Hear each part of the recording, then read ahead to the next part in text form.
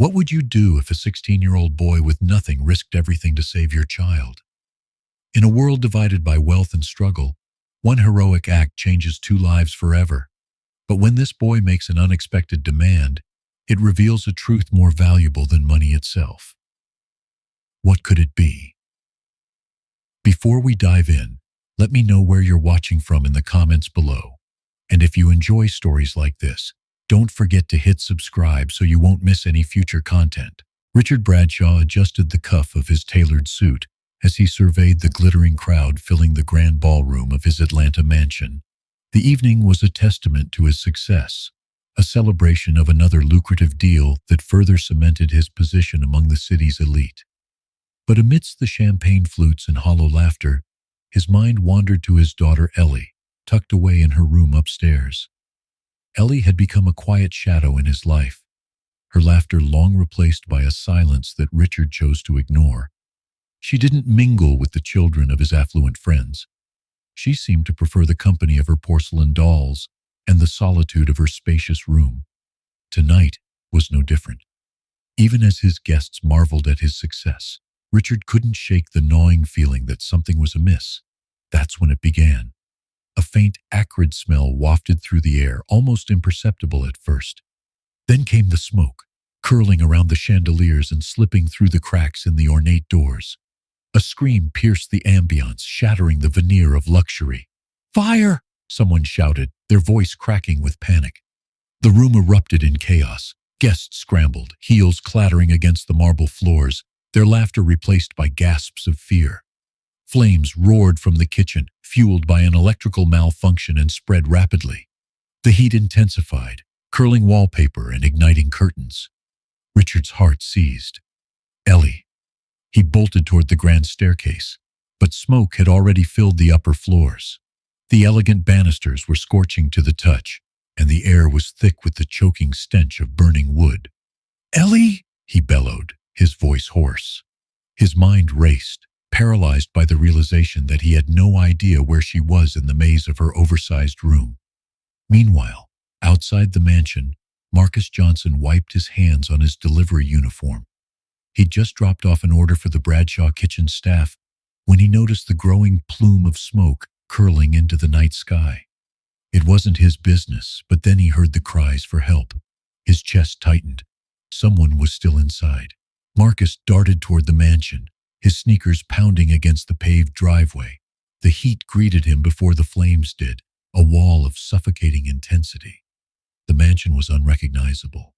Windows glowing orange, walls cracking under the pressure of the fire. He pushed through the chaos, dodging panicked staff and guests. Inside, Richard clawed his way through the suffocating heat, but the inferno was relentless. He could barely think as flames consumed the staircase, cutting off access to the upper floors. He sank to his knees, gasping for breath, when he heard a distant voice. "Help is on the way." Marcus's voice cut through the chaos. He climbed through the collapsing debris, his heart pounding. His eyes scanned the smoky halls until he found her. Ellie was curled up in a corner, clutching her doll, her small frame trembling. "Hey, it's okay," Marcus said, his voice steady despite the fear coursing through him. "I'm going to get you out of here." She looked at him with wide, tear-filled eyes, her grip tightening on the doll. Marcus scooped her up, cradling her against his chest. The heat clawed at his back as he retraced his steps, avoiding the collapsing beams and erupting sparks. As he neared the exit, the weight of Ellie's safety pressed on him. He spotted Richard, who stood frozen at the edge of the inferno, his face pale and streaked with sweat. "Ellie!" Richard shouted, his voice breaking as Marcus emerged from the smoke, carrying her like a precious bundle. Without a word, Marcus placed Ellie in Richard's trembling arms. Tears streamed down Richard's face as he clutched his daughter tightly. He looked up at Marcus, words failing him, gratitude choking his voice. But Marcus wasn't done.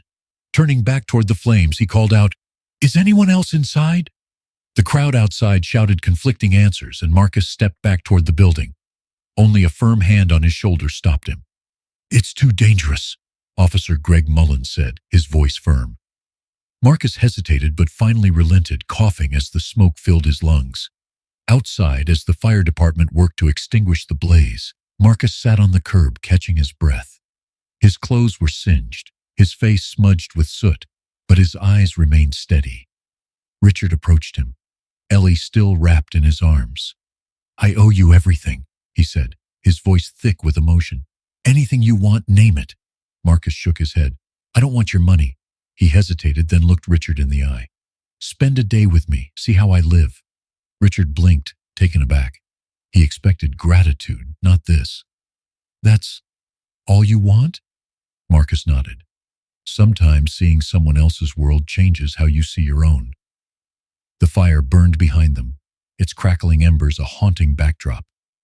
Richard's gaze shifted from Marcus to Ellie, who was finally beginning to calm in his arms. For the first time in years, he felt something stir, a faint, uncomfortable recognition of what he'd been missing. The memory of the fire lingered in Richard Bradshaw's mind like a haunting melody he couldn't escape. He replayed Marcus's words over and over. "Sometimes, seeing someone else's world changes how you see your own." As he sat in his sleek office overlooking Atlanta's skyline, the contrast between his world and Marcus's could not have been more striking. Richard tapped a pen against his desk, staring at the photos of Ellie and her late mother Clara that lined his shelf. The images, pristine and posed, told a story of a perfect family. But they were a lie. His success story began years ago when he and Clara were newlyweds, living in a modest home in Savannah.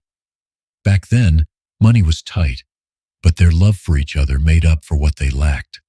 Clara had been his grounding force, encouraging him to dream big while reminding him to stay present.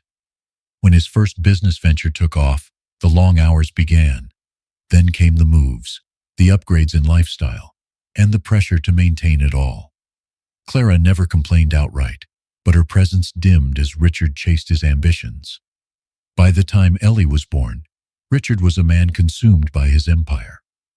Clara's sudden passing from an aneurysm 5 years ago only deepened the rift between him and Ellie. His grief, raw and unrelenting, made him bury himself even further into work. He had always assumed that providing for Ellie materially would compensate for his absence emotionally. But the fire had cracked that illusion. He couldn't shake the image of Ellie trembling in Marcus's arms, clinging to her doll as if it were her only lifeline. Her eyes had looked through him, not to him, when he held her afterward. He was her father, but in that moment, he'd felt like a stranger. Richard's thoughts drifted to Marcus. What kind of courage must it have taken for a boy with so little to risk his life for someone he barely knew? And yet, Marcus had shown no anger, no bitterness, only strength and selflessness. The stark contrast between Marcus's actions and Richard's own paralysis in the fire weighed heavily on him. Meanwhile, across town, Marcus sat on the worn couch in his grandmother Delilah's small living room. The scent of cornbread baking in the oven filled the air as Delilah hummed a gospel tune.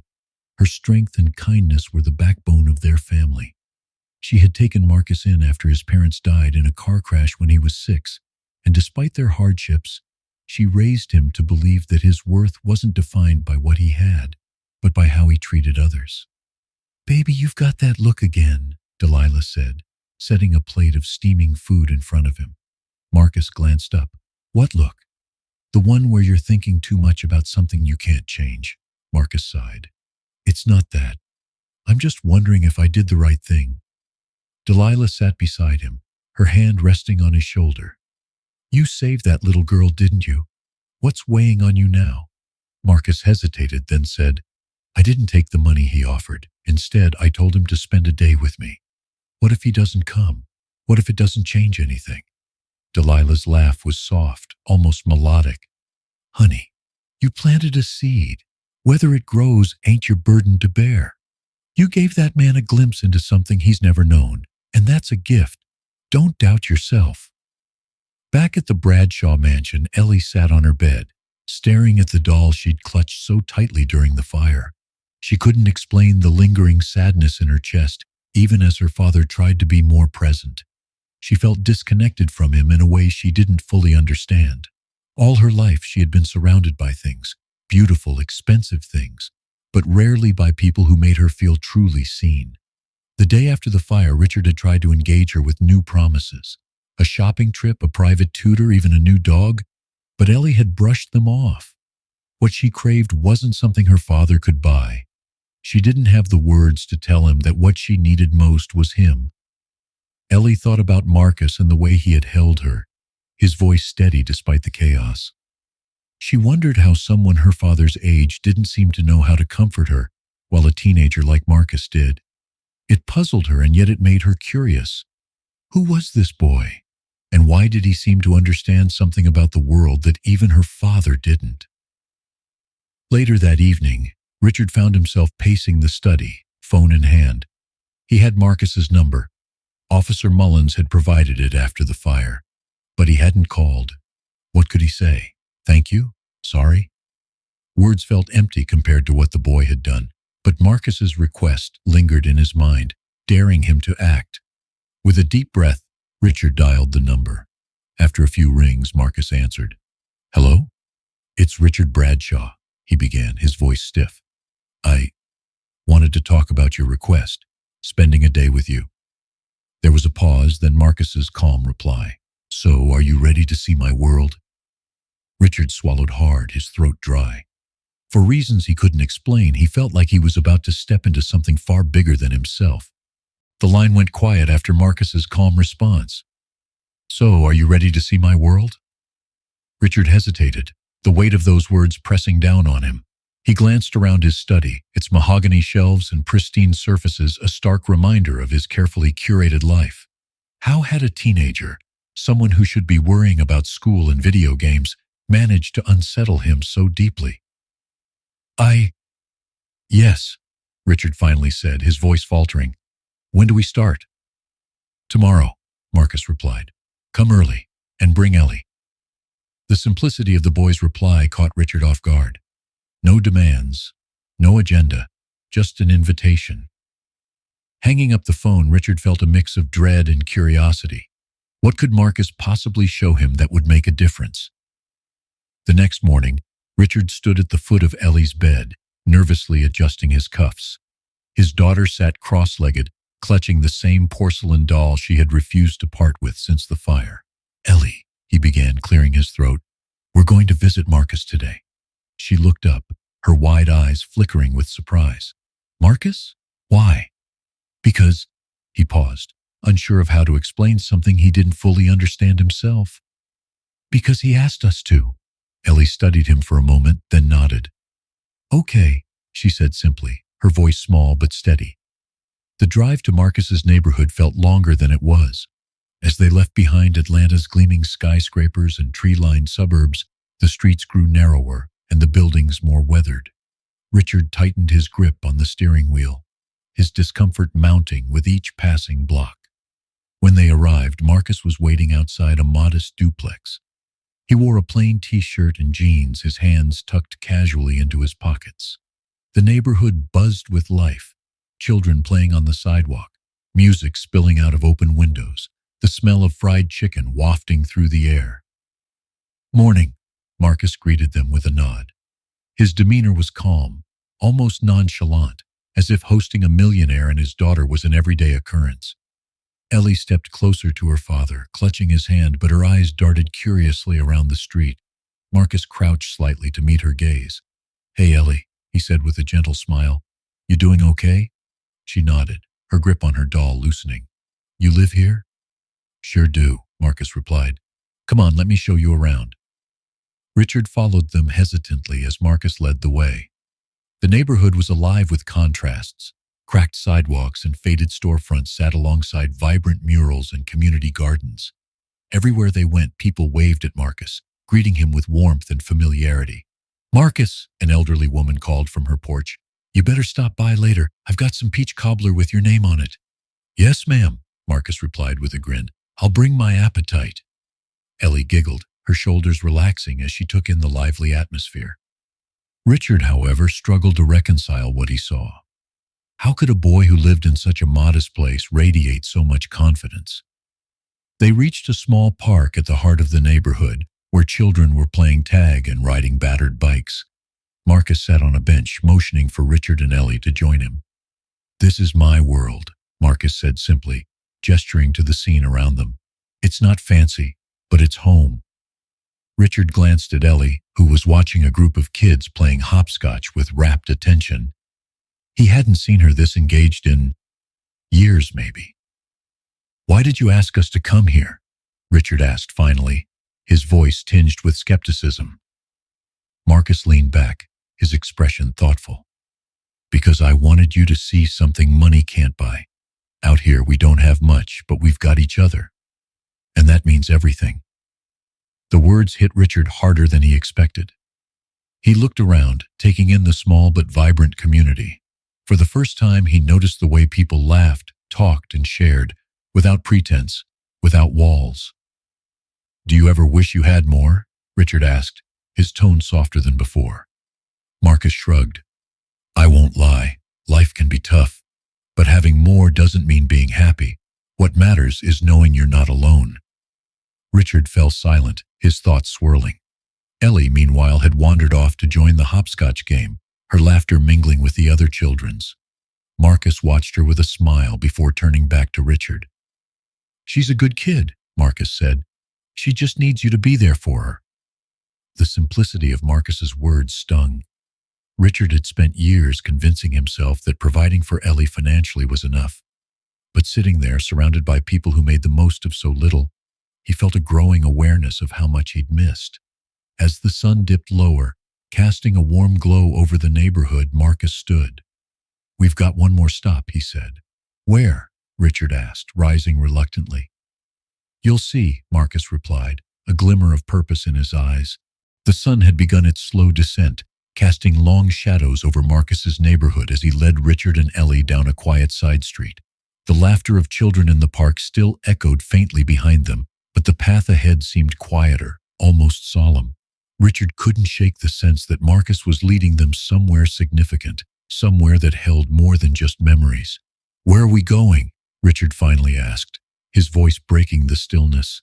Marcus didn't turn back. "You'll see," he replied, his tone steady but carrying a weight that hinted at something deeper. Ellie clung to her father's hand, though her curiosity was evident in the way her eyes darted around the unfamiliar street. They stopped in front of a small, weathered church with white paint peeling from its clapboards.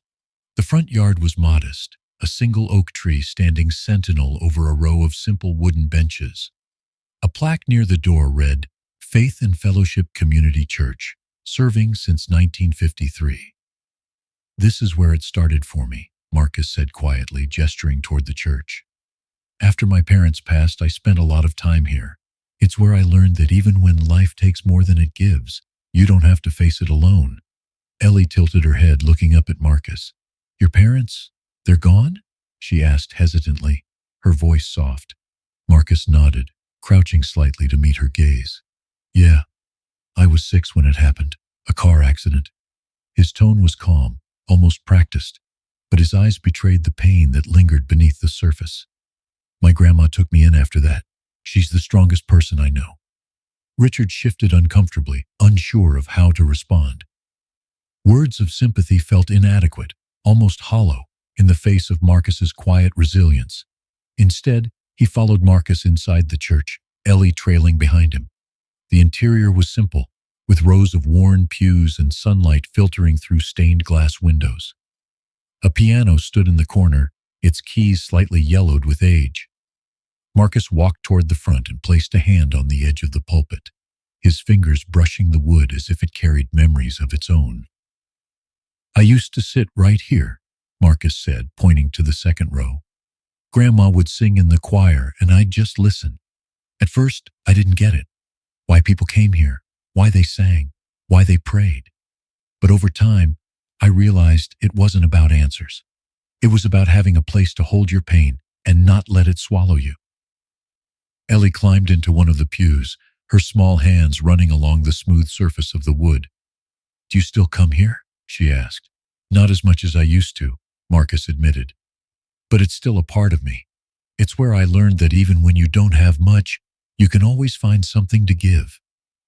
Richard leaned against a nearby column, watching his daughter's quiet interaction with Marcus. There was something in Marcus's demeanor, an unshakable steadiness that belied his age. It unnerved Richard, who had spent so much of his life chasing stability through material success, only to find himself more adrift than ever. Marcus, Richard began cautiously, how do you, how do you stay so grounded after everything you've been through? Marcus looked at him, his expression thoughtful. I don't think it's about staying grounded, he said after a pause. It's about letting yourself feel what you need to feel, but not letting it stop you from moving forward. Pain doesn't have to be a prison. It can be a teacher. The words hung in the air, resonating in a way that Richard couldn't ignore. He thought of Clara, of the years he had buried himself in work after her death, using success as a shield against his grief. For the first time, he wondered what it would have been like to face that pain instead of running from it. As the three of them stepped back outside, the sky was awash with hues of orange and pink. Marcus paused under the oak tree, glancing back at Richard and Ellie. You know, Marcus said, his voice quieter now, I didn't ask you to spend this day with me just to show you where I'm from. I wanted you to see how much more there is to life than what you can buy or build. Ellie looked up at her father, her expression a mixture of curiosity and something else. Hope, perhaps? Richard met her gaze and saw, for the first time, how much she needed him to understand what Marcus was trying to show. Richard took a deep breath.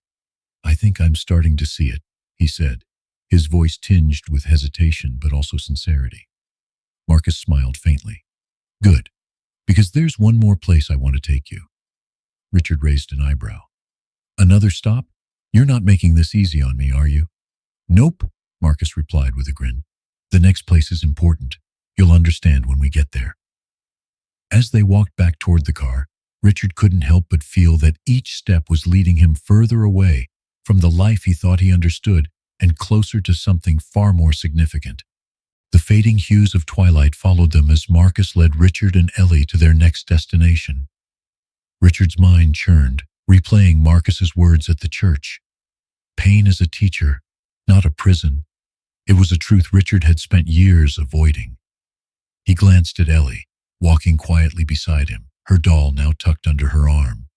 She looked at Marcus with a mixture of curiosity and trust, something Richard hadn't seen in her eyes for him in years.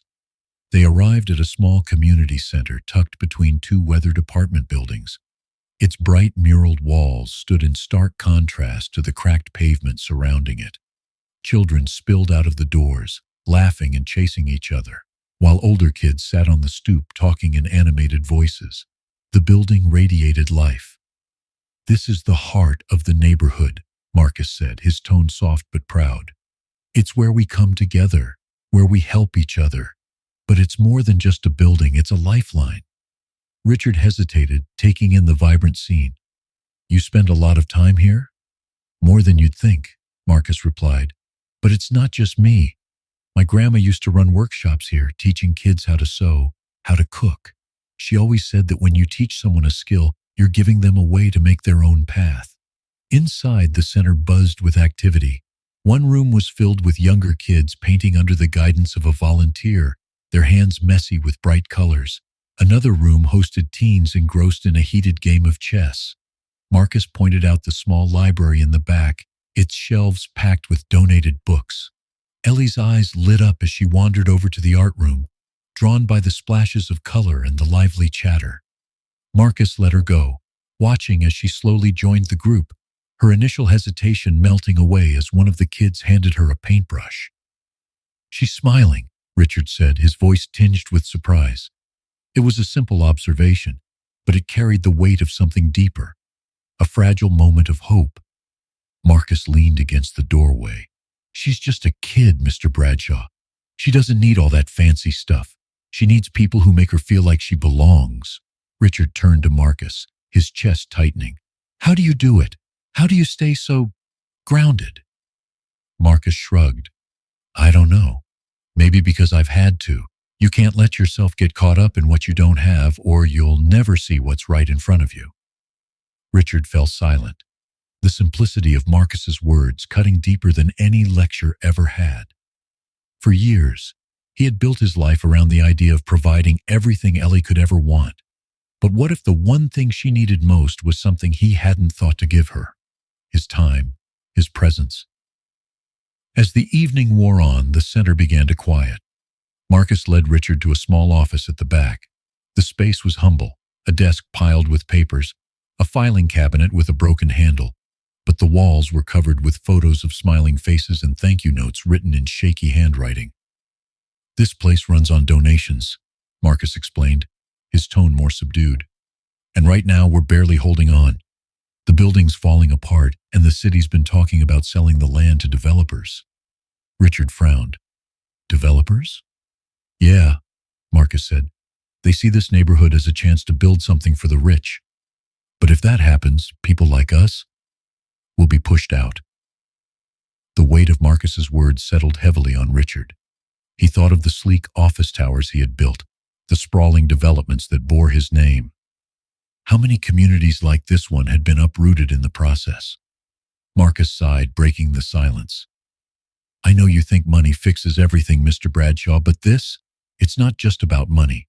It's about what this place means to us. It's about the kids who come here to feel safe, to dream bigger than what they see outside their windows." Richard met Marcus's gaze, the boy's quiet conviction unsettling him.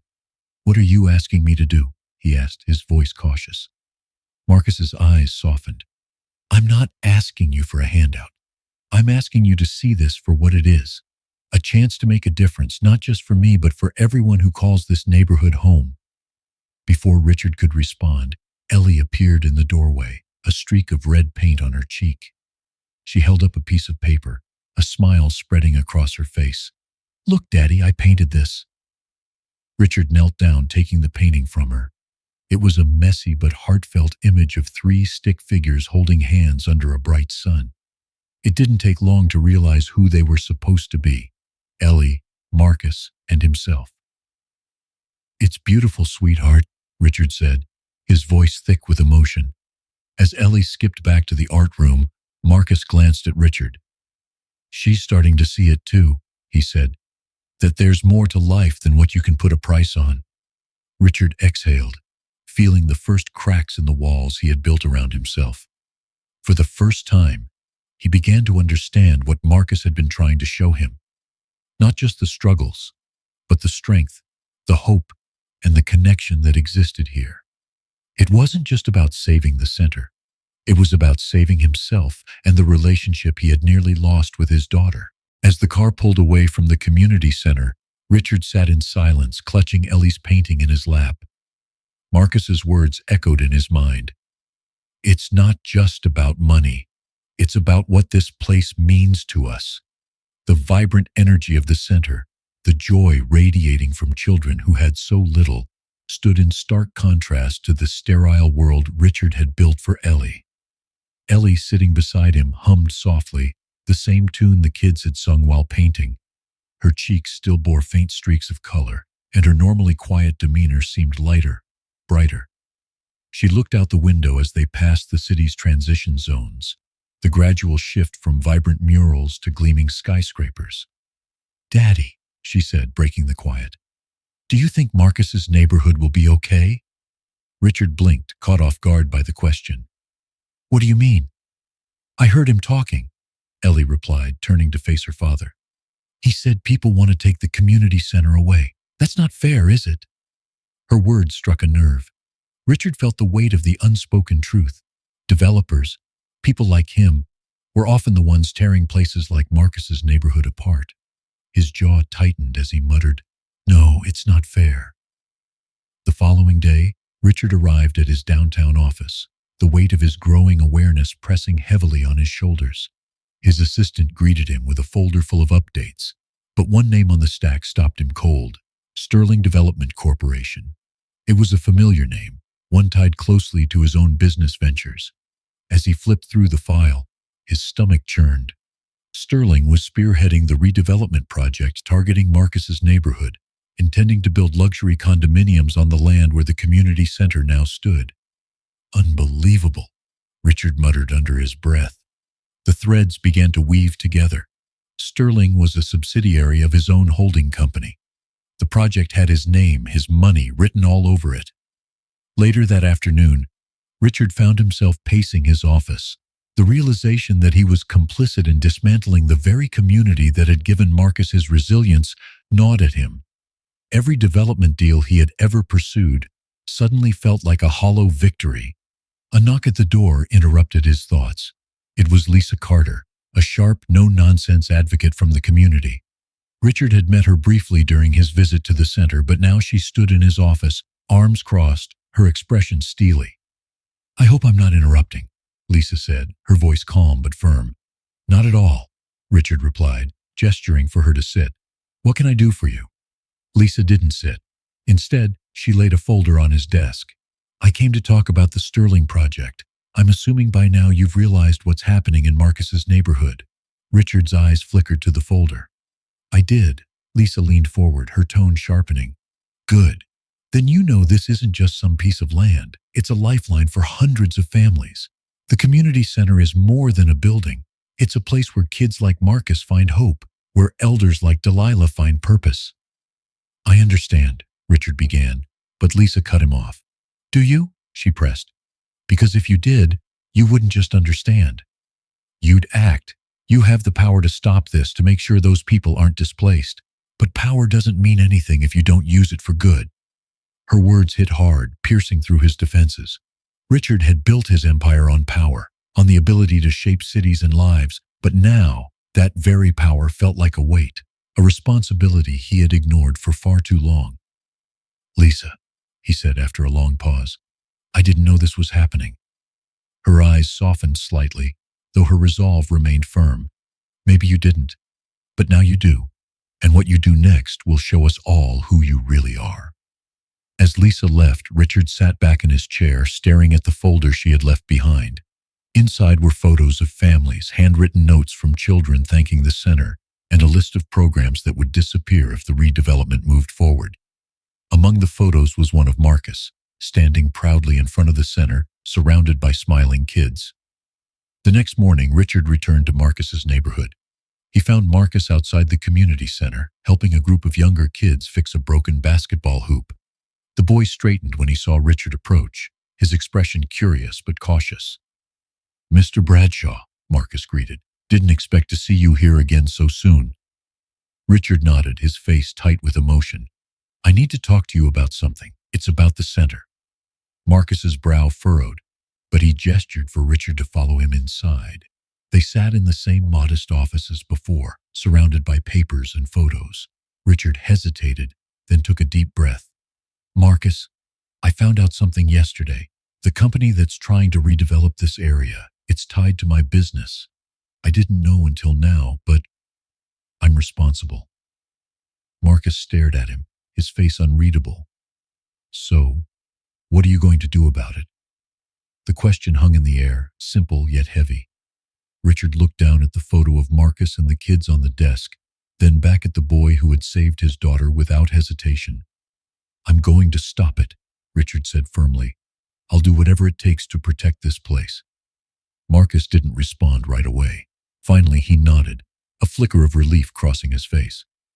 "It's a start," he said quietly. "But stopping the project isn't enough. These kids, they need someone who sees them, who believes in them. That's the real work." Richard swallowed hard, the truth of Marcus's words settling deep in his chest. It wasn't just about halting the destruction of the center. It was about building something better, something lasting.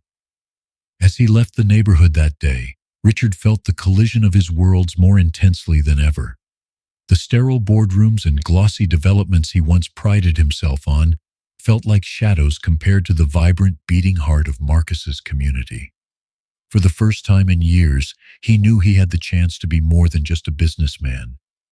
He could be someone who truly made a difference.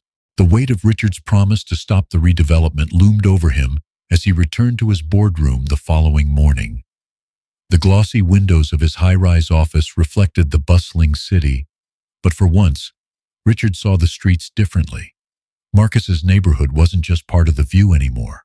It was alive in his mind, as vivid as the photos Lisa had shown him. He resolved to make his next steps count. Meanwhile, in the heart of his neighborhood, Marcus was already mobilizing. The uncertainty surrounding the community center had spread, and worry clouded the faces of the families who depended on it. Marcus knew waiting wasn't an option. He gathered a group of friends, neighbors, and mentors, determined to rally the community into action. "Marcus, you sure about this?" asked James, his best friend, who was helping put up flyers for a neighborhood rally. "It's not like the city listens to kids like us." Marcus looked up from the poster he was taping to a lamppost, his jaw set with quiet determination. "If we don't stand up for this place, who will?" he said firmly. "We have to make them see what this place means to us."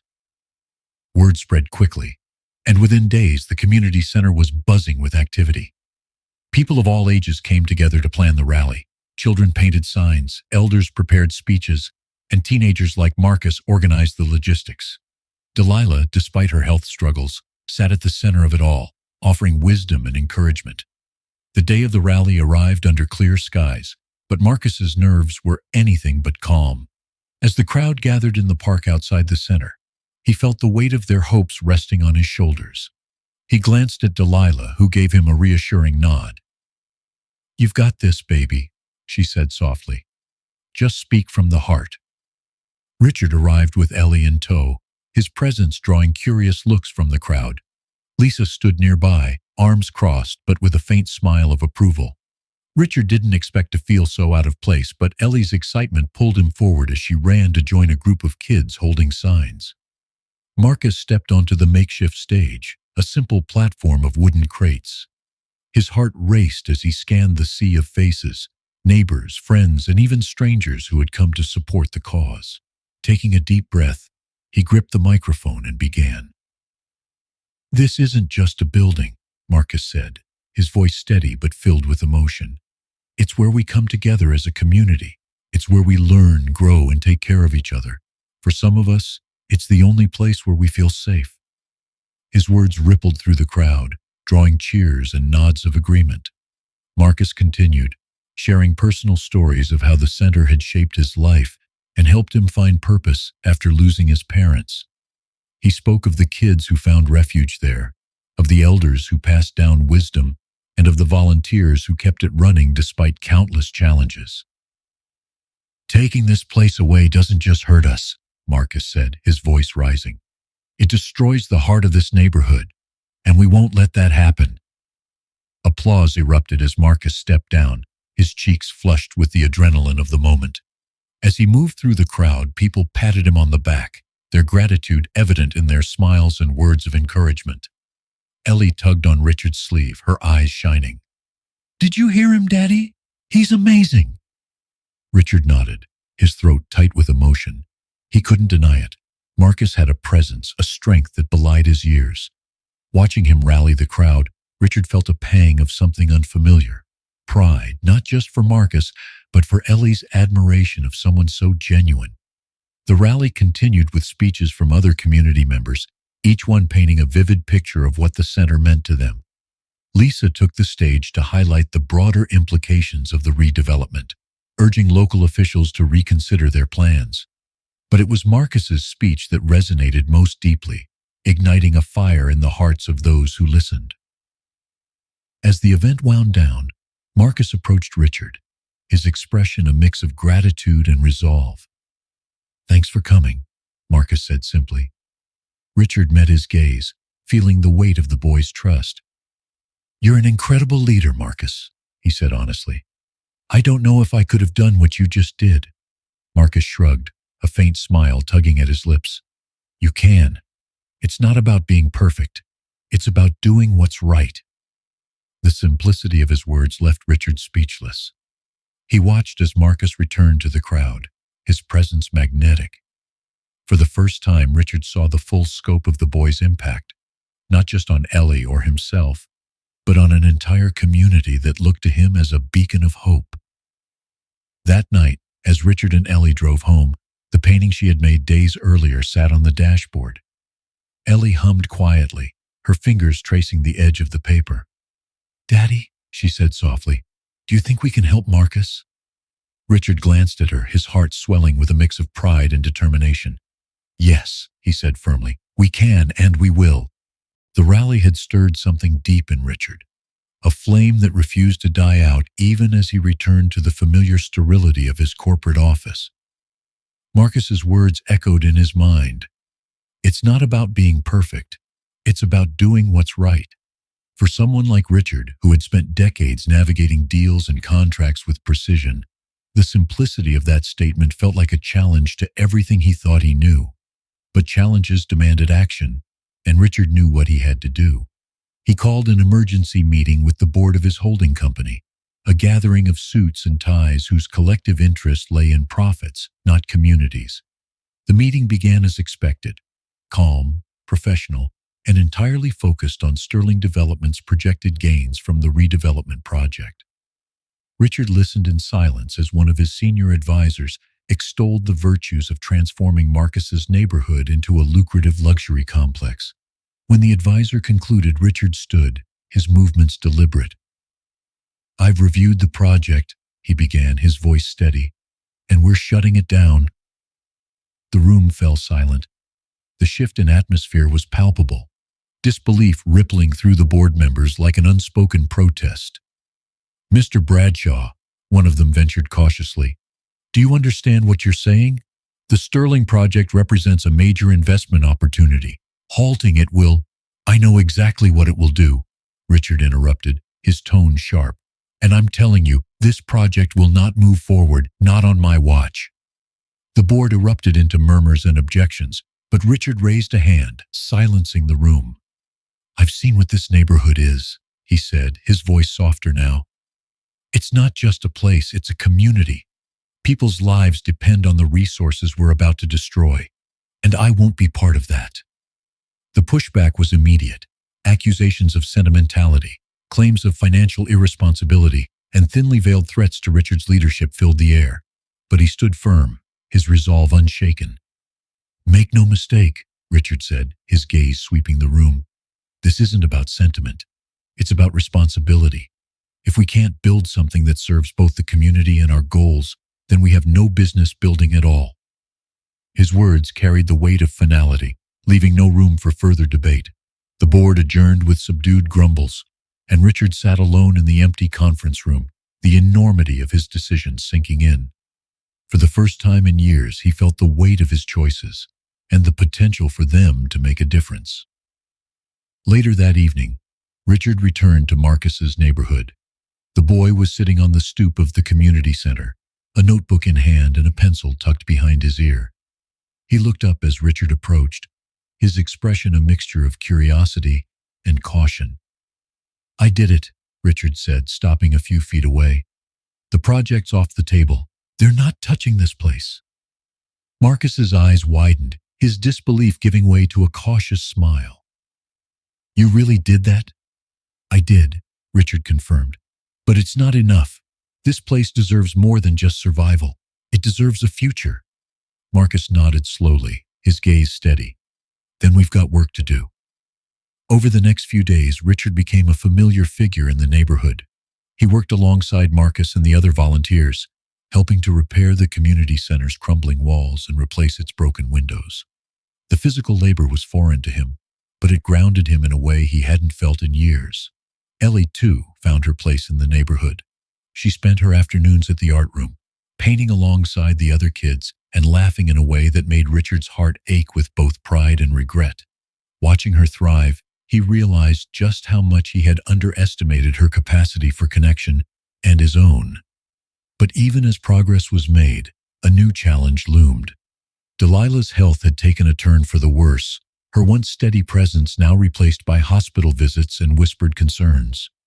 Marcus tried to hide his worry, but it was written all over his face. One evening, as Richard drove Marcus home from the center, the boy finally spoke. "I don't know what I'll do if she—" His voice faltered, and he looked out the window, his jaw tight.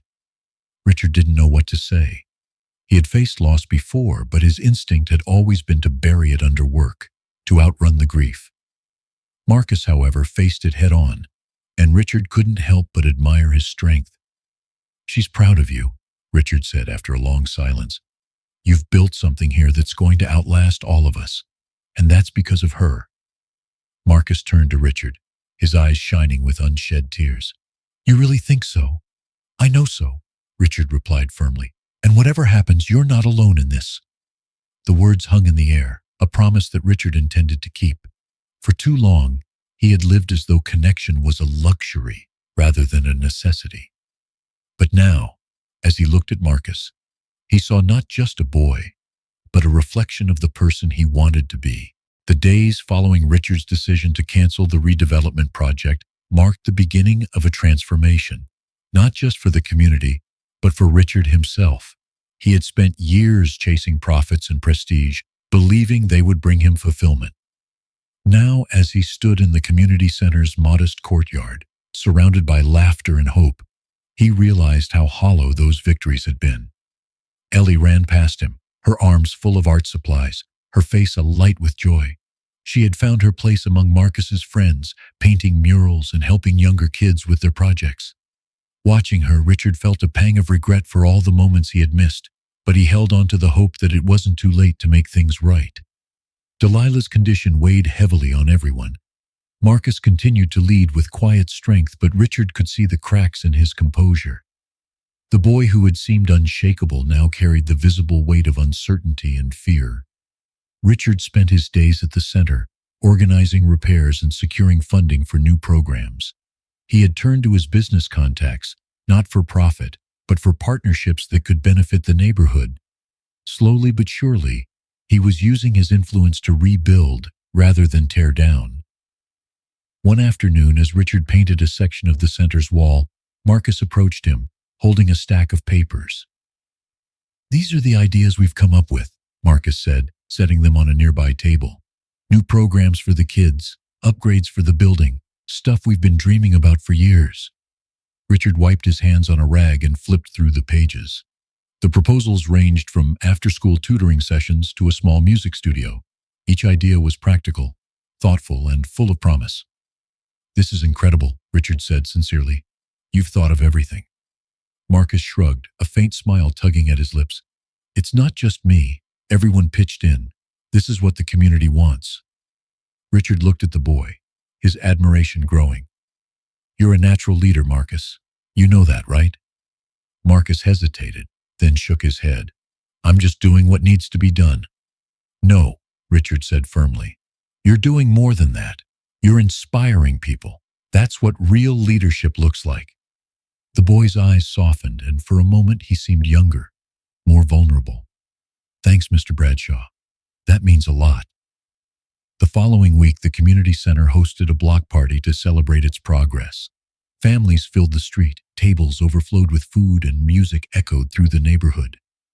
Ellie helped paint a new mural on the center's wall, her laughter mingling with the chatter of the other kids.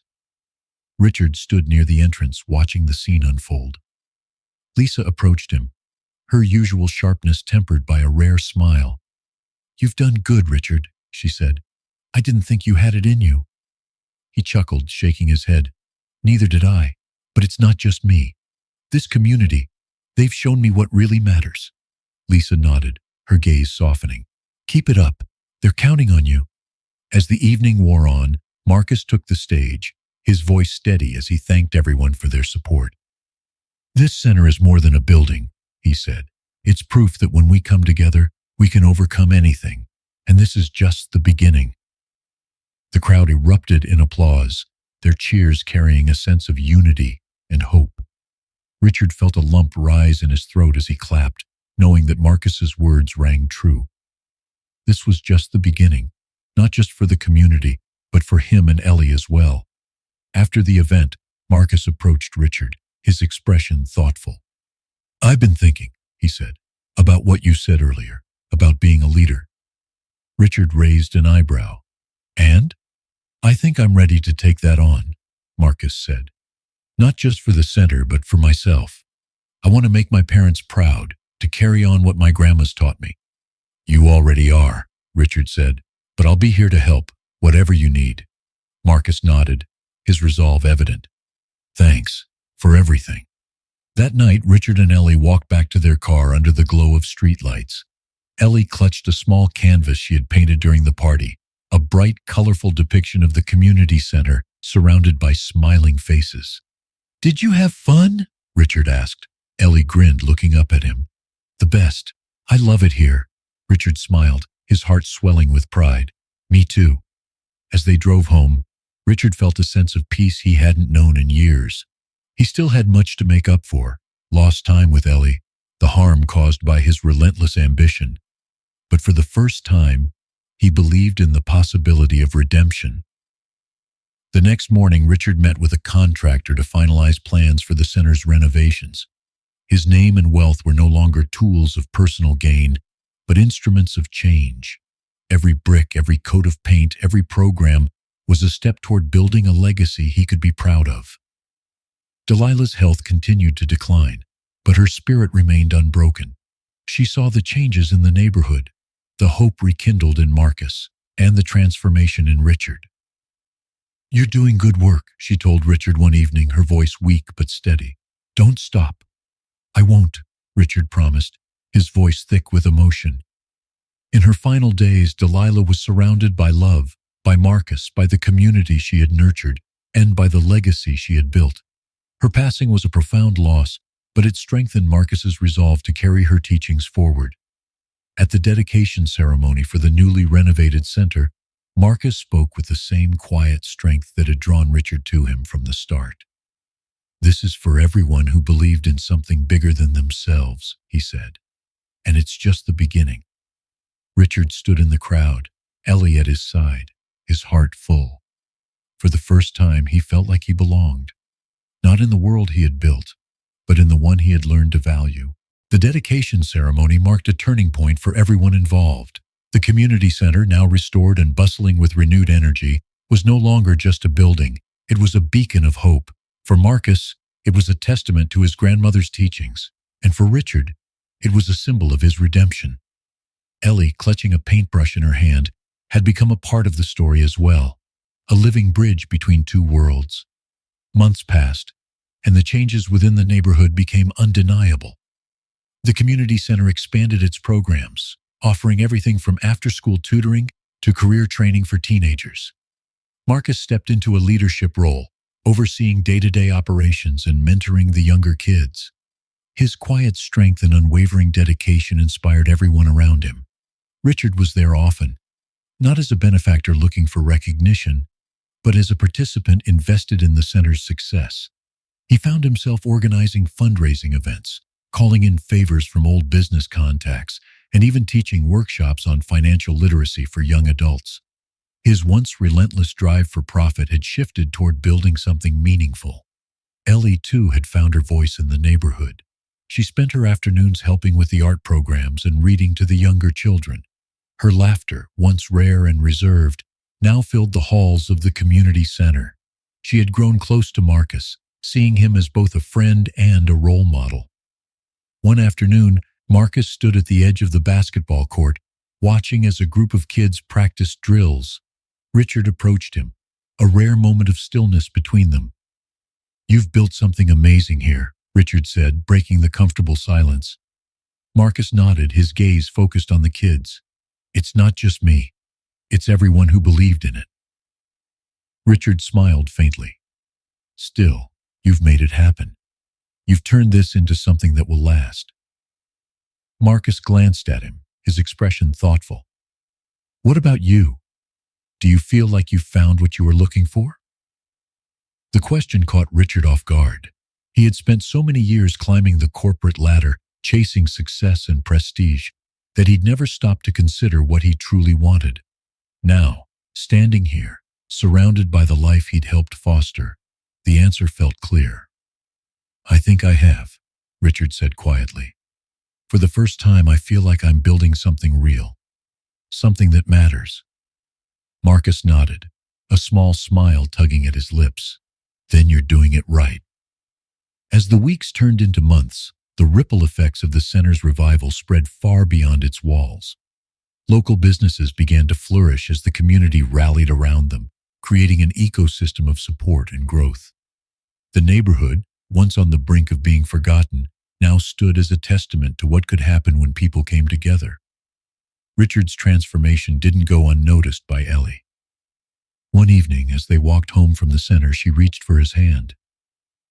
"I'm proud of you, Daddy," she said softly. Richard looked down at her, his heart swelling. I'm proud of you too, sweetheart. You've grown so much. Ellie smiled, her eyes sparkling. Do you think Marcus is proud of us? Richard chuckled. I think Marcus is proud of everyone who's been part of this. The night of the center's one-year anniversary celebration was filled with music, food, and laughter. The once deteriorating building now stood brightly lit, its walls adorned with murals painted by Ellie and the other kids. The air buzzed with a sense of accomplishment and unity. As the crowd gathered for speeches, Marcus stepped onto the stage, the microphone in hand. He scanned the faces before him, friends, neighbors, mentors, and took a deep breath. This place isn't just a building, he began, his voice steady. It's a symbol of what we can achieve when we come together. It's a place where dreams can grow, where people can feel seen, heard, and valued. But more than that, it's proof that no matter where you come from or what you've been through, you can make a difference. The crowd erupted into cheers, their applause carrying a shared sense of pride. Marcus smiled, his calm demeanor unwavering as he handed the microphone to Richard. Stepping forward, Richard hesitated for a moment, scanning the sea of faces. He thought of the man he had been a year ago, detached, driven by numbers and deals. That man felt like a distant memory. I want to thank all of you, Richard began, his voice warm, for allowing me to be part of this journey. I came here thinking I could make a difference, but the truth is you've all changed me. You've shown me what it means to truly build something that lasts, something worth fighting for. His eyes landed on Ellie, who stood beside Marcus in the crowd, beaming with pride. And to my daughter, Richard added, his voice thick with emotion, thank you for being my reason to change. You've taught me more than I could ever teach you. The crowd erupted into another round of applause as Richard stepped back, feeling lighter than he had in years. He had found something here, connection, purpose, and a new legacy that went beyond wealth or status. Later that night, as the celebration wound down, Marcus and Richard stood together, watching the last of the families leave. What's next for you, Mr. Bradshaw? Marcus asked, his tone teasing. Richard chuckled. First of all, you can call me Richard. And second, I think what's next is to keep building. Not just here, but wherever I can make a difference. Marcus nodded, his smile genuine. Sounds like a good plan. As they shook hands, the unspoken bond between them felt stronger than ever. Marcus had taught Richard what it meant to lead with heart, and Richard had shown Marcus that change was possible, even for those who had lost their way. The lights of the community center glowed brightly against the night sky, a beacon of hope and resilience. For Marcus, Richard, Ellie, and the neighborhood they had saved, it was clear that this was only the beginning.